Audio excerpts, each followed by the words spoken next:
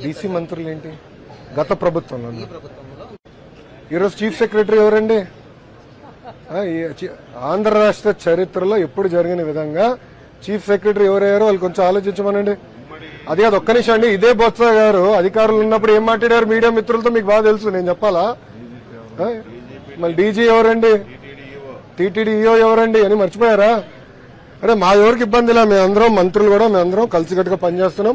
Cabinet meeting ముందర మేమందరం కూర్చుంటున్నాం, మేము కూడా బ్రేక్ఫాస్ట్ చేస్తున్నాం కలిసికట్టుగా అందరం కూర్చుంటున్నాం. వచ్చిన కానీ అందరం మేము కూర్చుని బ్రేక్ఫాస్ట్ చేసి ఇష్యూస్ ఏంటి, గత 15 రోజులు ఏం జరిగింది, ఏం చేయాలి, ఎక్కడ ఒక్కొక్కరు ఫీడ్బ్యాక్ ఇచ్చుకుంటున్నాం.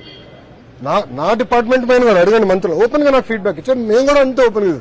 సో చాలా ఓపెన్ బుక్ గా మేము ఫీడ్బ్యాక్ ఇచ్చుకుంటున్నాం, కరెక్ట్ చేసుకుంటున్నాం. దెన్ అండ్ దేర్ అంటే ముఖ్యమంత్రి గారు చెప్పే ముందరనే మేము కరెక్ట్ చేసుకోవాలి తాపత్రయంతో మేము అందరం పనిచేస్తున్నాం. So what is issue?